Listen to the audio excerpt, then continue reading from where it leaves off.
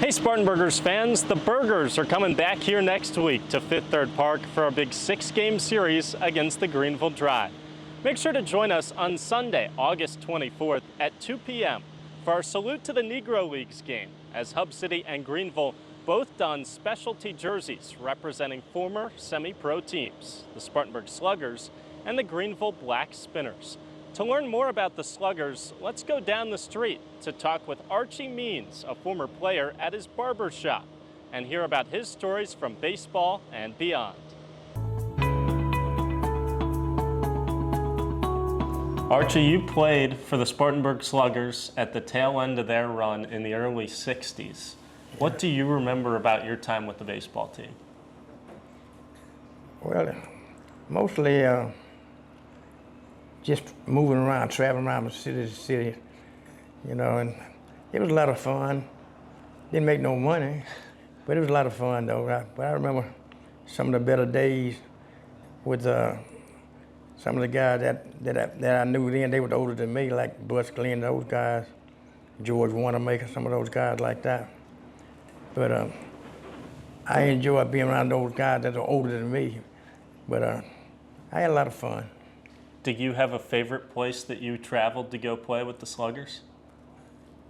Charlotte, up in Charlotte, yeah. And you guys played a lot of your games over at Duncan Park, just down the road. Yeah. What do you remember about playing at beautiful Duncan Park? Well, I tell you what, it was a great experience because back during those days, Duncan Park was a beautiful place to play. It was, you know, and when you play in Duncan Park, that means you was classified as high class then, and even though we were semi-pro ball team, but it was Duncan Park was beautiful. Yeah. And it was kept up real nice too. But Duncan Park was, I guess, was top of the line more or less for me. How did you start playing baseball? How did you get into it? Well, my dad started me playing baseball at an early age. I started playing baseball when I was like 6 years old, and I made the grown folks team when I was 11. And that, you know, that was a great experience playing with all the guys that were older than me. So back during those days, the only thing you did on Saturday was play baseball. Yeah. You worked through the week and you played baseball on Saturday, sometimes Sunday afternoons too. But my dad was a baseball player, but he didn't take it real seriously except for teaching other guys. And I remember him playing, I was like a little boy myself, but he was a great inspiration. He taught me how to play baseball, and first thing he taught me, he went down to Crutchfield and got me a rule book. He said, I don't want you out there playing baseball, don't know no rules. And then there was an older man, Professor Durham, he taught me how to bunt. And I specialized in bunting, you know. Bunting was a big deal back then. Oh yeah, but my dad taught me. He was coaching the team at the time. They put the bunt signal on for me. I bunted down third base line and beat it out. Then the next time I bunted down the first base, I was fast. For the final and last, had some girls in the stand. I was only 11, 12 years old, but I wanted to swing away. So he put the bunt signal on for me, and I swung away. I hit a double. You had to show off the power to the girls in the stands, Archie. But my dad showed out on me. When I slid into second base, he did like this right here. He took me out of the game and benched me for 2 games for swinging away instead of bunting the ball. So you were known for your speed on the base paths and your solid defense at second base, right? Yeah, right. Yeah. Me and Boy Taylor, we raced a couple of times. Boy was fast too. Yeah. And I think I beat him out down in practice one day. But and Boyd had won the state championship the year before. So many famous players that have played over at Duncan Park in games. Ooh. You think about Jackie Robinson, Hank Aaron, Satchel Paige. Yeah. Who were some of your favorite players that you either played with or played against? I played an exhibition game against Frank Robinson. Mm-hmm. I think during that time he was playing with a team called the Columbia Reds or somebody like that. And I guess that was my highlight right there, Frank Robinson. But But when the Phillies came here, there was that guy that I went down and practiced when Larry Bohr was down there. That was in the middle of the early '60s. Larry Bohr and Denny Doyle and Ronnie Allen and all that crowd right there. So, and then after the Sluggers teams, I started playing with a team called the Spartanburg Angels, and we also used Duncan Park. Yeah. Yeah. What were some of the things that you were taught and some of the life lessons that maybe you learned when you were on the Sluggers? Discipline. This is the main thing. You never know it all. Try to learn. Hit, run, throw. And don't be a dirty ball. But I played against some dirty ball players. But baseball was fun, but you had to be disciplined. You couldn't just take things for granted. Because things to go, what goes for one person, they get away with it, you try it wouldn't work for you. So discipline is one of the main things, and I teach these younger guys now to come along. You have to have self-preservation and discipline. What was life like in the Negro Leagues when you were playing? Oh man, you didn't think about major league team then. You enjoyed the game yourself. And there were a few, some of the guys went on and made it, but then after I stopped playing baseball, then Satchel Paige came. I went down to see him at Duncan Park. It was a lot of fun. It was a lot of fun. And the only thing I did then after I started cutting hair, but I still went to games. I went to game. I've been to games in Philadelphia, Kansas City, St. Louis, Washington, Atlanta, all over. And every time, if I was bowling in a tournament someplace, I'd make sure I go. I went met Pete Rose and all that crowd. So I was very fortunate. They still play games over at Duncan Park. When you drive by and you see that ballpark and it's still hosting baseball games, what do you think about? I ride by there sometime now and look down and watch them playing. Even the Little Leagues park down there. It just have flashbacks. Yeah.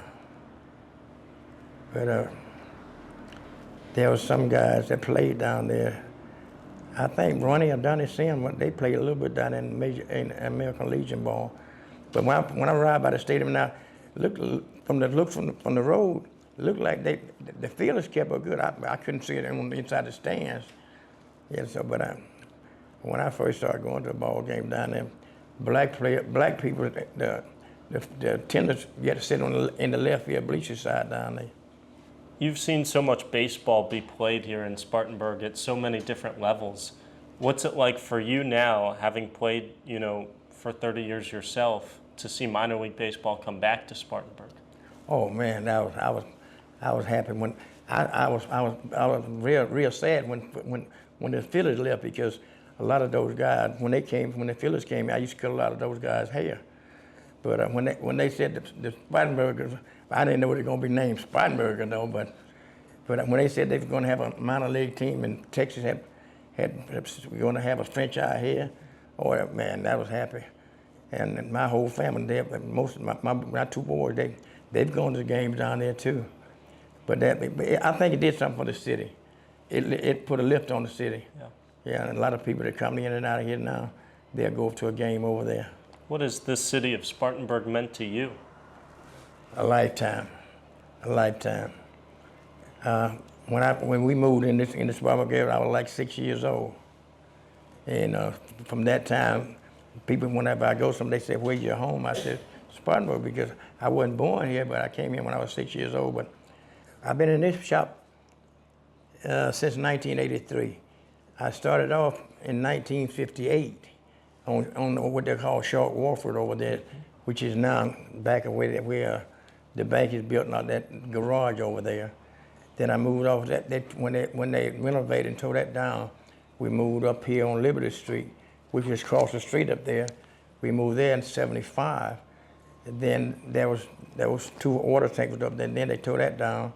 Then I moved here, and I started leasing from Mr. Atchison, Charles Atchison Enterprise. So that's my whole, from '58 to up until now.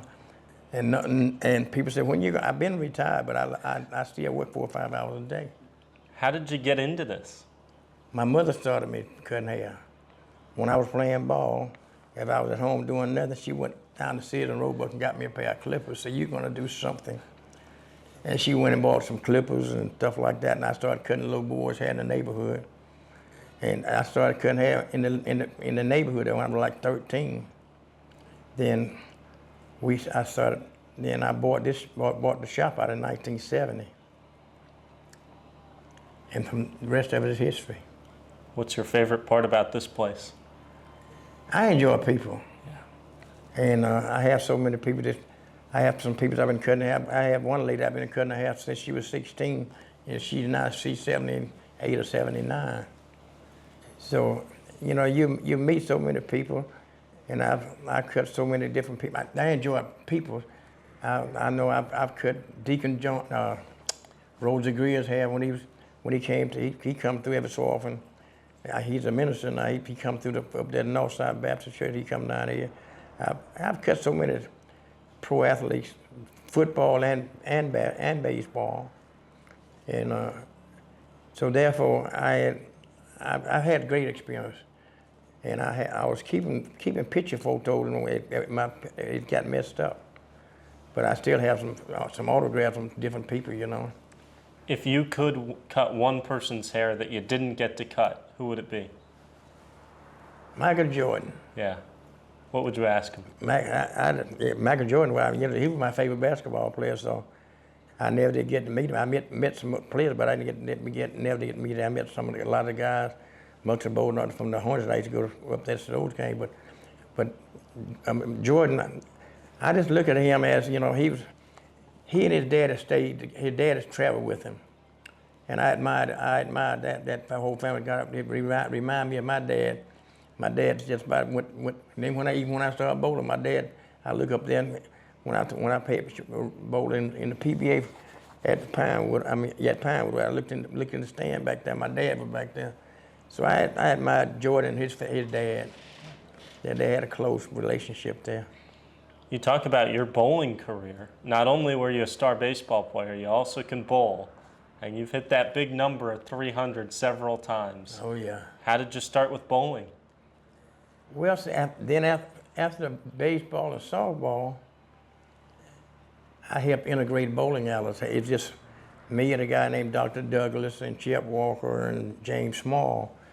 So one day they had gone over there that Tuesday, and they came back by the shop that day. Said that, "Hey, you want to go bowling with us? We're gonna start bowling." So I goes over there, and we was only 4 blacks in there. So bowling, it was another challenge, and I took it seriously. And believe it or not, those guys that invited me to go on that start, I beat them the first time we played. So I said, you know, I'll go ahead and continue to bowl with them. But then the next time I bowled with my buddies, I beat them so bad. They said, "Oh man, we ain't gonna bowl with you no more." So that's how I got into bowling right there. But we integrated the bowling alley here in 63 or something like that, 64 or whatever. I had split my finger right here. A ball ricocheted off and went between that, so I couldn't. Then I think I started bowling. And show off what you got on that left hand because of it. Oh yeah. 300. I got 300 watches, 300 clocks, 300. Believe it or not, my last 300 I rolled.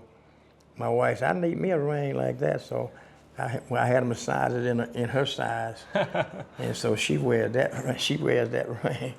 And you're still bowling still today? Right, I go back on Wednesday. I still have my team in the league. I had double pneumonia a couple years back, and it left me a little short-winded, so I stopped bowling competitive. But I go by there and enroll me a practice game or so on Wednesday afternoon. That's my day off anyway, so. I think you could still take most people in Spartanburg, don't you? Yeah, I can beat a few of them. Yeah. Yeah, I'll beat a few. Yeah. Yeah, they had me listed one time as the best black. I said, well, if you want to say I'm the best black, fine, but I beat most of the white too. But I enjoy the game. Yeah. Coming up over at Fifth Third Park with the Spartanburgers, they're going to play a game against the Greenville Drive on Sunday, and the Spartanburgers will wear the Spartanburg Sluggers jerseys, and the Greenville Drive will wear the Greenville black Spinners jerseys. Really? What will it mean to you to see those jerseys back in action? Oh man, that'll be a great. It'll make me feel great. 'Cause I remember when the Spinners. I remember the Spinners team too. I remember when the Mets first took over there. I saw Nolan Ryan when he pitched at Duncan Bar. That I never forget that game. But but to be a part of that, just to be there, you know, just to see them represent the Sluggers and the Spinners. It's, you know, it'll bring back old memories, you know. But I'll enjoy it. I know that. Archie will be there on Sunday to watch the Sluggers and the Spinners jerseys come back as Hub City takes on Greenville, and I believe you're throwing out the first pitch. Is that right, Archie? That's what I heard. All right. Is the right arm still in good shape to throw a strike? I'm going to get me a little practice. Okay. Okay. I told my son-in-law when I heard that, I said, I'm going to try to do better than you did. The mayor, you know. My son-in-law, he threw the ball and it landed about 4 minutes at that wall right there.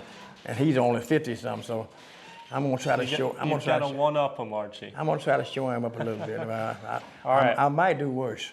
Well, make sure to come out on Sunday to watch Hub City take on Greenville as they honor both the Spinners and the Sluggers. And Archie will throw out the first pitch. Hopefully it's a strike, and we look forward to seeing everybody there.